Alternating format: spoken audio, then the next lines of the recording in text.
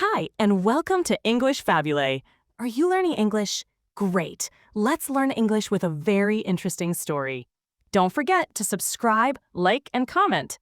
Let's get started.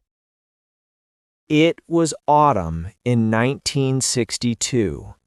A man stood in an office in Maranello, Italy. His name was Ferruccio Lamborghini. He was very angry.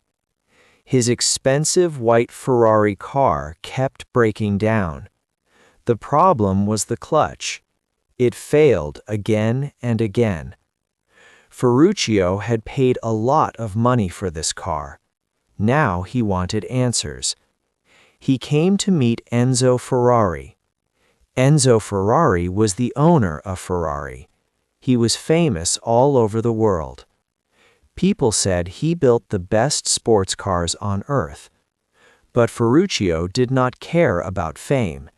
He wanted his car to work properly. Enzo Ferrari sat behind his big desk. The office had many trophies and medals. When Ferruccio explained the problem, Enzo did not apologize. Instead, he looked at Ferruccio with cold eyes. Then he said something terrible. He told Ferruccio that the problem was not the car. The problem was the driver. He said Ferruccio was just a farmer who built tractors. He suggested that Ferruccio should go back to his tractors and stop complaining about cars he did not understand. These words hurt Ferruccio deeply. He was not just a simple farmer. He was a successful businessman. He had built a huge company making tractors. He understood machines better than most people. When Ferruccio's mechanics looked at the broken Ferrari clutch, they discovered something shocking. The clutch that Ferrari sold for 1,000 lire was exactly the same clutch that Lamborghini used in his tractors. Ferrari bought it for 10 lire. They marked up the price 100 times.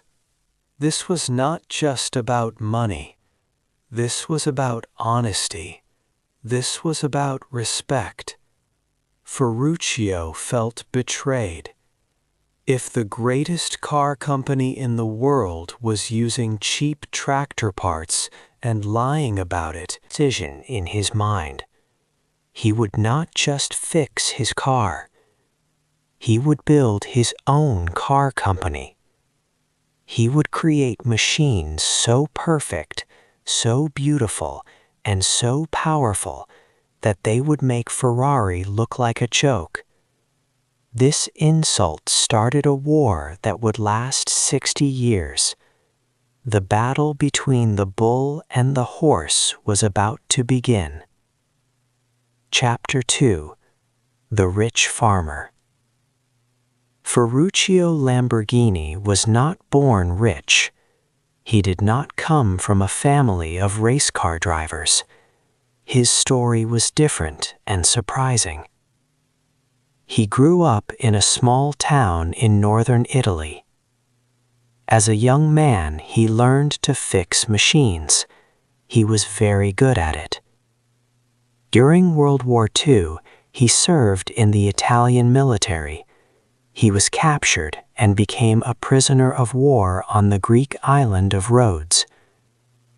While other prisoners felt hopeless, Ferruccio worked. He fixed engines for the British soldiers who held him. He learned more about machines every day. When the war ended in 1947, Ferruccio returned to Italy. The country was destroyed. Cities were in ruins. Farms had no modern equipment. But Ferruccio saw an opportunity.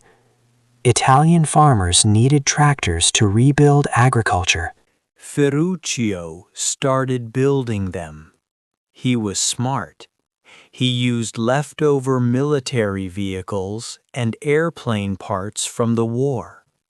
He took old engines, gearboxes, and metal. He turned war machines into farming machines. His tractors were excellent. They were strong and reliable. Farmers loved them because they rarely broke down. By 1950, Ferruccio was producing 200 tractors every year. By the late 1950s, his company became the largest tractor manufacturer in all of Italy. He became very wealthy. But money was not enough for Ferruccio. He demanded perfection in everything. One thing obsessed him: the clutch. A clutch is the part that connects the engine to the wheels. In his tractors, Ferruccio used a special design. He wanted the perfect clutch that would never fail. This attention to small details made his machines better than others. This same obsession would later help him build incredible cars. Now Ferruccio had enough money to take big risks. In 1963, he bought a large piece of land in Sant'Agata Bolognese, a quiet farming town south of Bologna. He announced he would build a car factory there. Everyone thought he was crazy. Engineers told him he would lose all his money. Business experts said sports cars were impossible to manufacture profitably. They said competing with Ferrari was financial suicide. But Ferruccio did not listen. He had been insulted. He had a point to prove. Chapter 3. Building the team. Ferruccio needed the best engineers in Italy. He could not build cars alone. First, he hired Giotto Bizzarini. Bizzarini was young but extremely talented. He had worked for Ferrari before. Ferruccio asked him to design an engine, but he gave Bizzarini one strange rule. The engine must be very powerful, but it must not be for racing. This confused Bizzarini. Why would anyone build a powerful sports car that was not meant for racing? Ferruccio explained his philosophy. He said Ferrari only cared about winning races. They build road cars just to pay for racing. But customers who bought road cars were treated badly. The cars broke down constantly. Ferrari did not care because racing was more important. Ferruccio wanted to do the opposite. He would build perfect road cars, cars that worked every day, cars that customers could trust. Racing was a waste of money and time.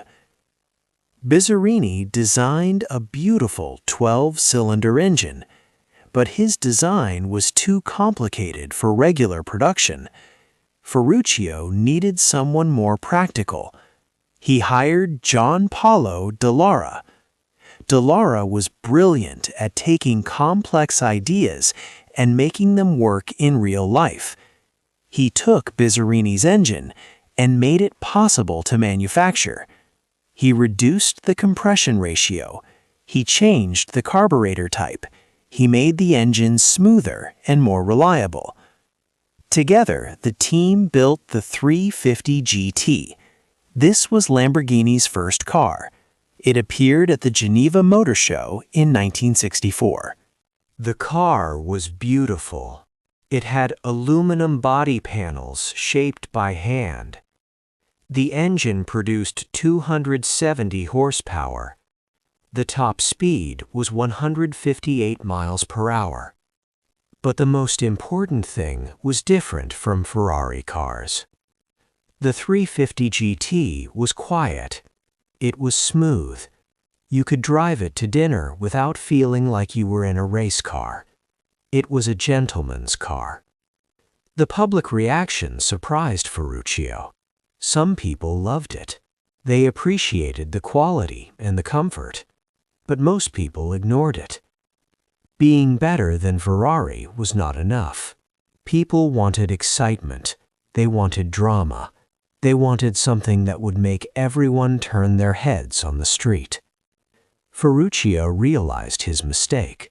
In the car business, being quietly superior did not matter. He needed to be shocking. Chapter 4. The secret car. In 1965, 3 young engineers started a secret project. Their names were Gianpaolo Dallara, Paolo Stanzani, and Bob Wallace. They respected Ferruccio, but they disagreed with his rule about not racing. They believed Lamborghini needed a car that could compete on the track. More importantly, they had an idea that nobody had tried before. They wanted to put the engine in the middle of the car, right behind the driver's seat. This would make the car handle better and go faster. They worked at night after everyone else went home. They called their project the P400. They were terrified that Ferruccio would discover them and fire them immediately. They used company materials and company time. They were breaking the rules.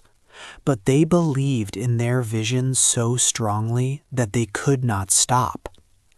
After months of secret work, they had a rolling chassis. It was just the frame and basic mechanical parts. No body panels, no seats, no paint. But it showed their idea could work. They knew they had to show Ferruccio eventually. One day they gathered their courage and presented it to him. Ferruccio looked at the chassis. He walked around it slowly. The engineers held their breath. Then something unexpected happened. Ferruccio smiled. He did not fire them. Instead, he told them to continue. He gave them permission and money to finish the project. Perhaps the insult from Enzo Ferrari was still burning in his mind. Perhaps he realized that playing it safe would never beat Ferrari. He needed something revolutionary. The team hired Marcello Gondini from the design company Bertoni. Gondini was a young designer with radical ideas. He designed a body that shocked the entire world. When the finished car appeared at the Geneva Motor Show in 1966, people could not believe their eyes. The car was called the Miura. It was orange. It was low and wide. The doors opened upward instead of sideways. The headlights were hidden behind covers. It looked like a spaceship. The Miura became the fastest production car in the world. It could reach 170 miles per hour.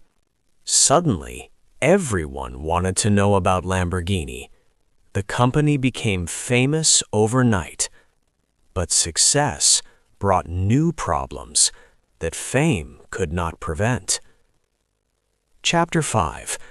The Hard Times. The dream began to collapse in the 1970s. Everything that made Lamborghini successful suddenly became a problem. The cars had huge engines that used enormous amounts of gasoline. They were loud and fast. In normal times, this was exciting, but these were not normal times. In 1973, the oil crisis began. Countries in the Middle East stopped selling oil to Western nations. Gasoline prices increased dramatically. Many gas stations had no fuel to sell. Governments created new laws about fuel efficiency. Suddenly, nobody wanted to buy a car that consumed gasoline like a racing machine. The market for expensive sports cars almost disappeared completely. At the same time, Ferruccio's tractor business faced terrible problems. He had received a huge order from Bolivia to sell thousands of tractors. This order would have saved his finances. But Bolivia had a revolution. The government changed. The new government canceled the order. Ferruccio lost millions of lire. His warehouses filled with tractors he could not sell. The factory had unions, so he could not reduce the workforce. The costs kept increasing, but the sales stopped. In Italy, political violence became common. Rich industrialists were being kidnapped. Some were murdered. Driving an expensive Ferrari or Lamborghini became dangerous. It told criminals exactly who had money. Wealthy people started buying normal cars to stay safe. They stopped buying supercars. The Countach was introduced during this terrible time. It was designed by Marcello Gondini. The car was so radical that when a mechanic first saw it at the Geneva Motor Show in 1971, he shouted "Countach" in his local dialect. The word meant something like wow or incredible. The car looked like a triangle on wheels. It was aggressive and sharp. It was the most futuristic car ever built. But timing is everything. Nobody wanted to buy it. The economy was dying. Customers were afraid. The factories were on strike. By 1972, Ferruccio had to sell 51% of his company. He needed money desperately. 1 year later, he sold everything. The man who started Automobili Lamborghini walked away from his own creation. He left Sant'Agata forever. His dream was finished. The company would have to survive without him. Chapter 6. The American Help. After Ferruccio left, the company entered its darkest period. Different owners came and went. Nobody knew what to do. Labor strikes continued. The factory barely produced any cars. In 1978, Lamborghini officially went bankrupt. The Italian courts took control. For 3 years, the company was like a ghost. Some cars were still built, but there was no real leadership. No vision. No future. Then, in 1982, 2 Swiss brothers saved the company. Jean-Claude and Patrick Mimran were wealthy industrialists. They loved sports cars. They saw potential in the ruins of Lamborghini. They invested money to upgrade the factory. They hired good engineers. They trusted that the market would eventually want these cars again. They were right. During the 1980s, the Countach that had seemed so unmarketable became cool. Young, wealthy customers loved it. The wedge shape looked like the future.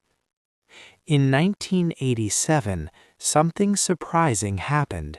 Chrysler Corporation from America bought Lamborghini for $25 million. Lee Iacocca, the famous Chrysler boss, wanted Italian style and engineering knowledge. He also wanted to finish developing the Diablo, which would replace the Countach. Bringing together Italian and American cultures was difficult. The Italians valued art and tradition. The Americans valued efficiency and profit. Arguments happened constantly. Marcello Gondini had designed the Diablo to be pure and extreme, but Chrysler's designers made changes. They softened the edges. They added power steering. They improved the air conditioning. They made the car easier to drive. Gondini was furious. He felt they destroyed his vision. But Chrysler's changes worked.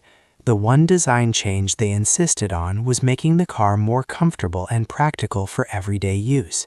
Italian purists hated this compromise. However, customers loved it. The Diablo, introduced in 1990, became very successful. It was the first Lamborghini that could reach 200 miles per hour. Over 17 years, more than 3,000 were sold. This was huge for Lamborghini. Chrysler had rescued the company from death. But rescue came with a price. The Diablo was less purely Italian. It had American fingerprints all over it. Some people said it was no longer a real Lamborghini. In 1994, Chrysler sold the company again. The world economy crashed. Lamborghini was orphaned once more. Chapter 7. The German Plan. In 1998, salvation arrived from Germany. Audi, which is owned by Volkswagen, bought Lamborghini for $110 million. Many people were worried. German companies are famous for being practical and boring. Italian companies are famous for being passionate and artistic. How could these two cultures work together? But Audi understood something important. They recognized that Lamborghini had something German engineering could never create alone. Lamborghini knew how to build cars that made people feel emotions, that made hearts beat faster. Audi decided not to change Lamborghini. Instead, they gave the Italian company money, technology, and freedom. They let Lamborghini stay Lamborghini. The results were incredible. In 2003, Lamborghini introduced the Gallardo. This car had a 10-cylinder engine. It used some Audi technology, but kept Italian character. It was refined, but still exciting. It became the best-selling Lamborghini in history. The company also built the Murcielago, another masterpiece. Then in 2011 came the Aventador. This car had a 12-cylinder engine producing 769 horsepower. Over 11 years, more than 11,000 Aventadors were sold. Finally, Lamborghini solved the problem that had bothered Ferruccio from the beginning. Remember the perfect clutch? Remember how he demanded absolute reliability? Under German ownership, the cars finally became as reliable as they were beautiful. The build quality improved dramatically. The engines still sounded incredible. The designs still looked like art, but now they actually worked properly. You could drive a Lamborghini every day without constant breakdowns. German engineering merged with Italian passion created something perfect. For the first time in decades, Lamborghini made consistent profits. The factory expanded. Employment increased. The future looked bright. But some traditional fans started asking difficult questions. Yes, the cars were better. Yes, they were reliable. Yes, they were successful. But had something been lost? Did the cars still have Italian soul? Or had they become just another German product wearing an Italian costume? When you prioritize efficiency and reliability, do you kill the wild spirit that made Lamborghini special in the first place? This debate continues today. Chapter 8. The Final Test. Today, Lamborghini faces its biggest challenge yet. The most popular Lamborghini is not a supercar. It is called the Urus. The Urus is a sport utility vehicle, a family car. This surprises many people. Lamborghini was supposed to build extreme sports cars. Now their best seller is something mothers drive to take children to school. Some purists are angry. Others say this is smart business. The Urus makes money that allows Lamborghini to keep building supercars. But a bigger problem is coming. The world is changing. Governments everywhere are banning gasoline engines. They want electric cars to fight climate change. For 60 years, Lamborghini has been defined by one thing: sound. The incredible noise of 12 cylinders screaming at 9,000 revolutions per minute. That sound is what makes a Lamborghini special. It is loud, It is aggressive. It announces your arrival from miles away. How can a brand built on noise survive in silence? Electric cars are quiet. They are smooth. They are efficient.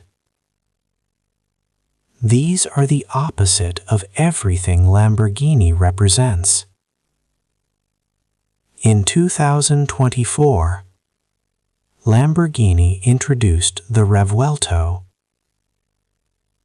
This car combines a gasoline engine with electric motors. It is their first hybrid. The company promises a fully electric Lamborghini by 2028. Can they make an electric car that still feels like a Lamborghini? Nobody knows. Think back to 1962. Ferruccio Lamborghini walked out of Enzo Ferrari's office with wounded pride. He wanted to prove he was right. He wanted to show that sports cars could be built better. He wanted respect. 60 years later, the bull is still running. The company survived bankruptcy. It survived multiple owners. It survived oil crises and financial crashes. Today, Sant'Agata Bolognese is a pilgrimage site. Millions of people around the world dream of owning a Lamborghini. Ferruccio died in 1993. He never saw the Murcielago or the Aventador. He never saw his company become truly profitable. He never saw Lamborghini become a global icon. But his legacy is clear. He proved that one person with determination can challenge the greatest names in any industry. He showed that refusing to accept mediocrity matters. What would Ferruccio say about electric Lamborghinis? Would he approve or be angry?